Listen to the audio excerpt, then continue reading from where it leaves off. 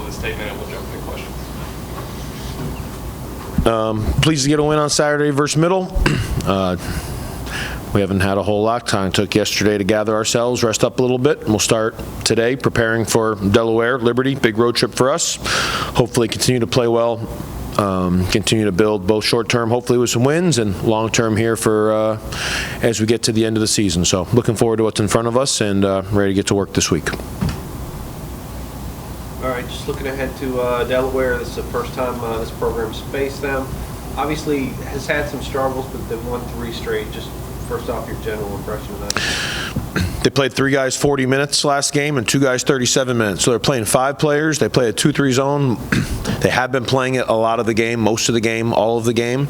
Obviously, that's probably a way to stay out of foul trouble and to prevent being tired. They're second in the country in longest possession length, so it's going to be a slow pace. They do a lot of things to keep those 5 players in the game. They have depth issues, but those 5 are very good, talented basketball players. Those 5 have proved the last 3 games that they can win, and when 5 guys know they're going to play, they usually learn how to play with confidence and play together and to play better basketball, and that's what Delaware is doing. So obviously they've won 3 in a row.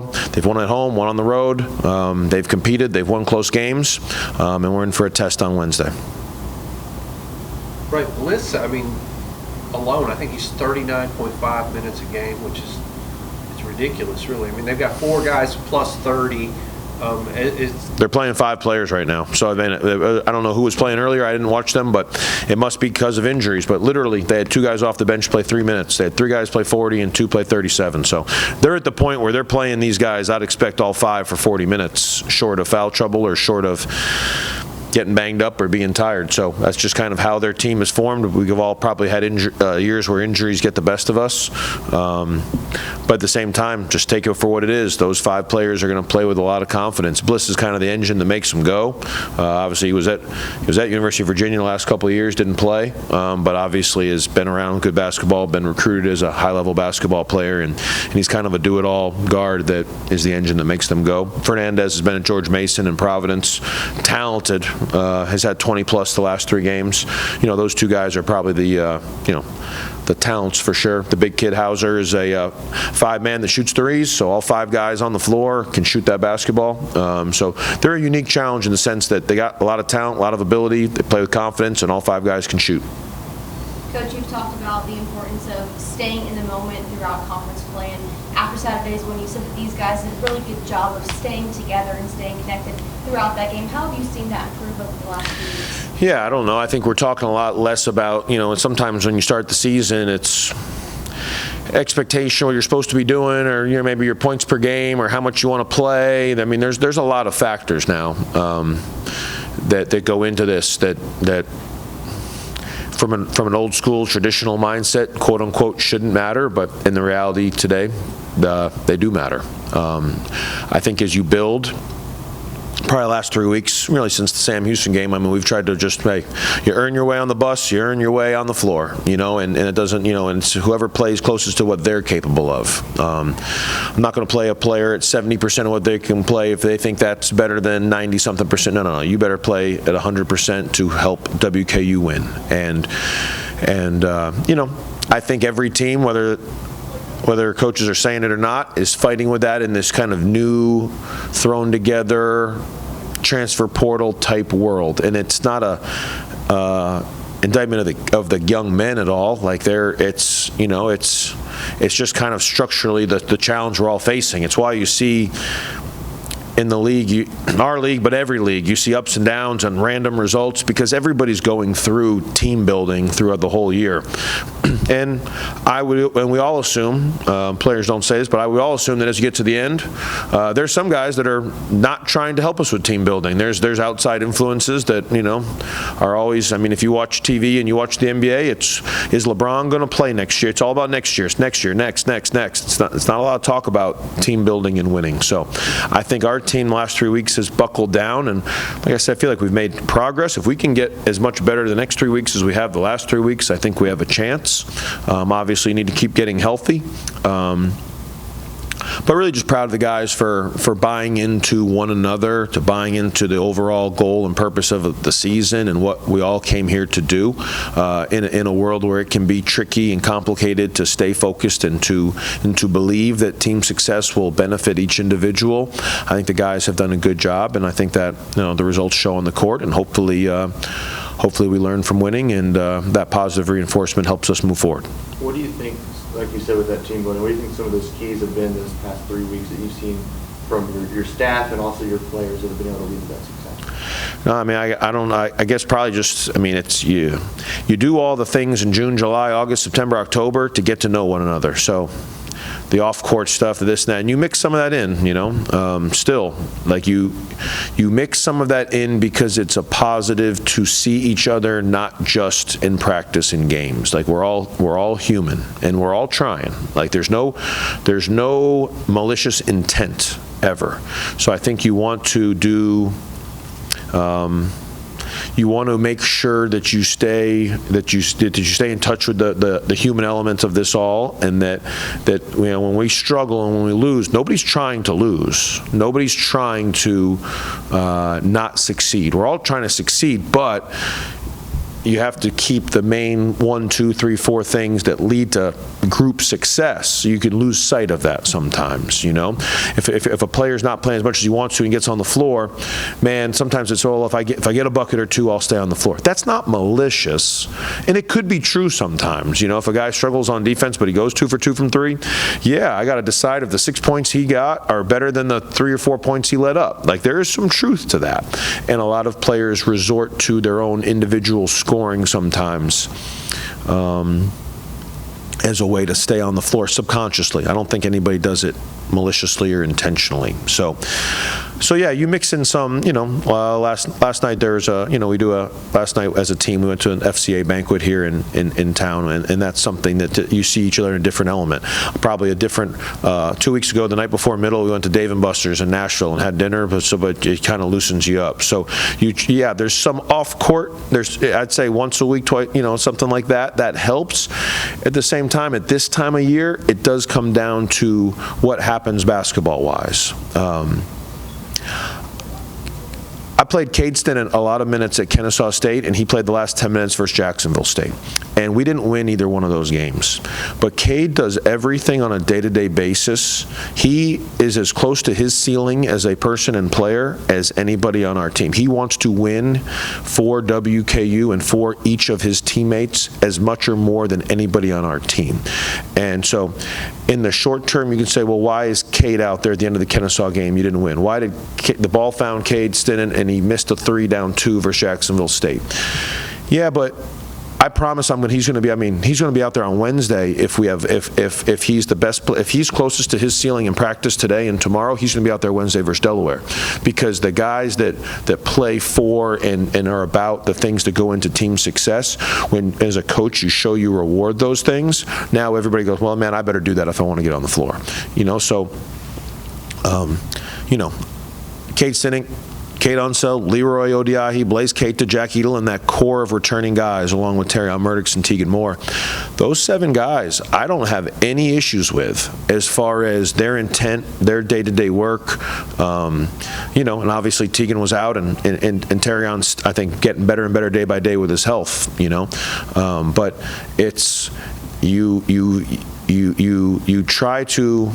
Those 7 guys are here because they wanted to come back to Western Kentucky University, and they wanted to win here, and they wanted to play in front of fans in Diddle Arena. And some of them, we've been to the NCAA tournament together. Some of them want to, Cade and Blaze Leroy weren't part of that. They want to get back, but Tegan, Terrion, and Jack have seen that. So I don't know. You try to continue to form and to buy into our overall team success and mission and goals to what we do. You try to do that on the court, off the court, in every which type of way. But again, those returners, those guys that have been here, they've been kind of the glue that's kept us through it. And I think some of the first-year guys are a lot more here 3 weeks after kind of some struggles. They're a lot more about what we're about, and I think that leads us to having success. Coach, from a gameplay standpoint, you had a day to look at the TSU film. When you look at that second half, from what you can tell us, is there anything that you feel like your guys need to improve on the floor heading into the road trip? There's a lot of things we need to improve. I'm not quite. There's going to be runs in a basketball game. When they caught up, they basically, for over a game and a half, we had been guarding them probably a little bit differently than everybody else had, and there in that stretch, they figured it out, and that's normal. And we were scrambling to then figure out, okay, they figured out our defense after about 65 minutes of gameplay, and we were then trying to figure, we tried about 2 or 3 or 4 different options after that, and we were scrambling, and I thought we finally did. So I thought the second half of that game, there's no disappointment with our intent or our effort or anything like that. Those were some basketball, that was a late season game where Middle made some adjustments to what we did, and we had to scramble. We went a little bit smaller. It allowed us to switch the ball screen late in the game. We put Teagan on the big kid. Obviously, that led to a steal. So, I mean, that was just kind of a little bit of a basketball back and forth chess match there. So, no. Defensive rebounding, we need to do better. We need to, as we get a little bit tired. I thought in that game, when the game went for about a minute or two without stopping, I thought we got a little tired. Man, we made the hustle plays on the first or second possession. We struggled a little bit when we got tired. So we've got to dig down deep and continue to defensive rebound, get loose balls, make effort and hustle plays when we're not quite as fresh. I thought our offense moved the ball better. I think having Teagan out there helped a little bit, but man, we were 15 for 25 from 2, which is a good thing. We were 28 for 32 from the line, which is a good thing. We turned the ball over more than we had in that game. A little credit to their defense for that. But we've been a pretty good team at limiting turnovers all year, but we got a little carried away in the first half. So I don't know. I thought it was a back and forth game. I thought Sean Smith made a lot of difficult jump shots. I mean, when you guard him and he makes that step back in front of the bench, it's kind of, he got a couple easy buckets and then their confidence built. So yeah, there's some things that we got to get better, but I don't think that was a second half that was a tragedy or what happened. No, they figured us out basketball-wise a little bit, and it got to be a close game at the end, and to our guys' credit, we were able to pull it out. Just looking at this next 2 games, I guess, Delaware and Liberty. I mean, you mentioned that Delaware's going to be a little bit deliberate. Liberty's probably the same way in that they're going to try and dictate their pace. Yep. How important is it for you guys, tempo-wise, to play at a comfortable level? I don't know. I really don't know, because when you look at the stats this year, we've succeeded and struggled in both. I mean, we need to. I want to make teams uncomfortable. So if we can find unique ways to make them uncomfortable, whether that's speed them up or put 2 on the ball or put them in a spot they haven't been in, we'll try to do that. Liberty's very hard to do that too because they're so smart and they're so together. So man, it seems like anything if you run at Liberty a little bit, man, they'll pass the ball 3 times, get a wide open 3. So you got to be careful. It's just hard to. Delaware, both teams really do not offensive rebound. They're the bottom 2 teams in the league off, which means they get back in transition. So it's hard to just get the ball off the rim and go get an easy bucket because they don't crash. They're very smart about how they get back and they stop you from scoring. So you got to try to find some unique ways, but I don't think controlling tempo is necessarily the most important thing. I think making sure that we maintain efficient on offense, and no doubt on defense, if we can mess them up or make them uncomfortable, I'd like to try to turn them over a little bit to get a couple easy baskets. So that's probably the area where we would try to. They both are bottom 10 or 20 in America in the longest possession length on offense. So you want to try to see if you could make them uncomfortable and speed them up in the half court. But man, they're both good at what they do, So I think we need to make sure that, we cause some mistakes on defense. We make sure we rebound, and then on offense, we can't try to just run down and because we want to play fast, throw up a nonsense shot on 0 or 1 passes. That's how both those teams beat you. So got to be efficient on offense and see if we can mess them up a little bit on defense. I wanted to ask you about Grant Newell. On the TV side, we go back after the game and we make our highlights, and it seems like at least more than when the majority of these home games, our highlights are always starting with a bucket or 2 from Grant Newell. How important has he been in just getting the offensive engine going right these first few minutes of the game?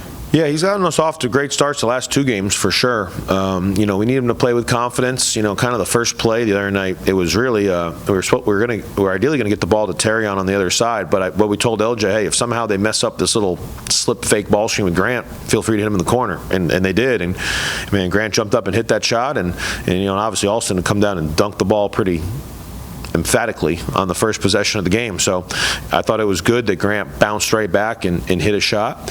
You know, we want him to be confident, whether it's the beginning of the game, the end of the game. I thought Middle made some adjustment. I mean, they guarded the three-point. They pressured way more out on the three-point line in the second half, which obviously allowed Teagan to get to the free throw line and allowed LJ and Terrion to get in the paint. So you kind of got to take what teams give you. But if teams are going to, you know, if Grant's a unique player. Like, I don't really know what position he is or guards, but he's 6'9" and he can shoot the ball and he jumps up over you and shoots it. So when his confidence gets going, when he makes one or two, it seems like he gets on a roll, and we certainly want him to continue to be confident and aggressive. And when he scores and hits shots, I think we're a better basketball team. So, you know, if he starts 0 for 2, 0 for 3, want him to continue to take the right shots, but have confidence to affect the game in a lot of ways. When he does make some shots, obviously we want that. We want him to keep going. Couple more days with Armello. How's he looking? Yeah, he's in there getting treatment right now. I mean, it's like I said, it wasn't as he's walking, he's doing. It doesn't seem to be as serious as the first time. So the first time was 8 or 9 days.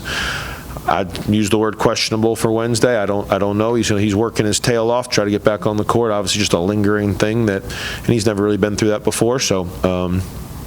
You know, him and John Irwin are working very closely together. I'd say maybe for Wednesday, from what I see, I'd be surprised if he's not good by Saturday. So hoping to get him back. So Noah Boyd back out there in uniform too this weekend.